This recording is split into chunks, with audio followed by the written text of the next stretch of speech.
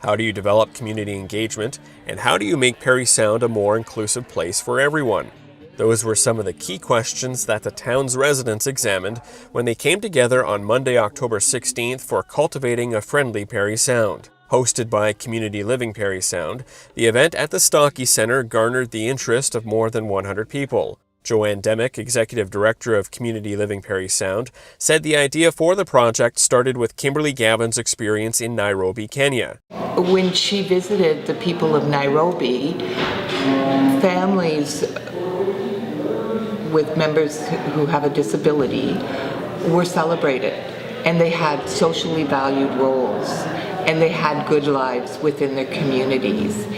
We started looking at the issue of disability not being a personal issue or not seeing it at a micro level, but seeing it at a macro level, that the issue lies more with societal attitudes, and how can we shift societal attitudes so that people of all abilities are embraced and welcomed. Cultivating a Friendly Parry Sound was facilitated by Al Condalusi, Chief Executive Officer of Community Living and Support Services in Pittsburgh, Pennsylvania. He used a World Cafe format that is often used to examine challenging issues. And so the World Cafe approach that we used in Parry Sound was an effort to bring together members of the community, diverse members of the community, people who have really no experience with disability, but are good thinkers. And in the process, we raised some key questions about how we might make a more inclusive community, what are some of the barriers, what are some of the hopes, and allowed for the wisdom of the group. Condalusi says he's seen a trend by forward-thinking organizations to explore the concept of social capital and how to change the attitudes of the community around disability rather than solely focusing on providing supports and services. I think where services to people who are experiencing disabilities are going is really a shift from micro-interpretation, and that is, what can we do for the person, to more of a macro interpretation, and how do we change or influence the attitudes of the greater community. Condalusi said it is the macro piece that is really challenging for people because the history of disability services is very much about taking care of people. But in the end, people's safety and happiness is really found in relationships with other people.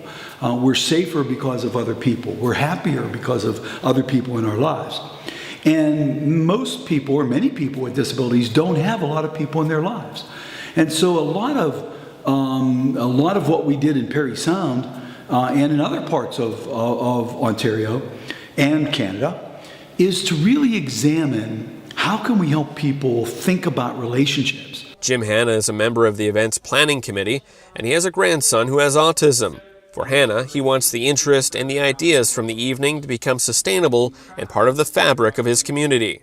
I think Parry Sound could be more friendly by being more intentional in looking for people who might not be a part of the mainstream, and to really think about the events and activities and the way what you do professionally, and finding those people, not waiting for them to find you, but let's go out and look for those people who aren't included, and let's include them.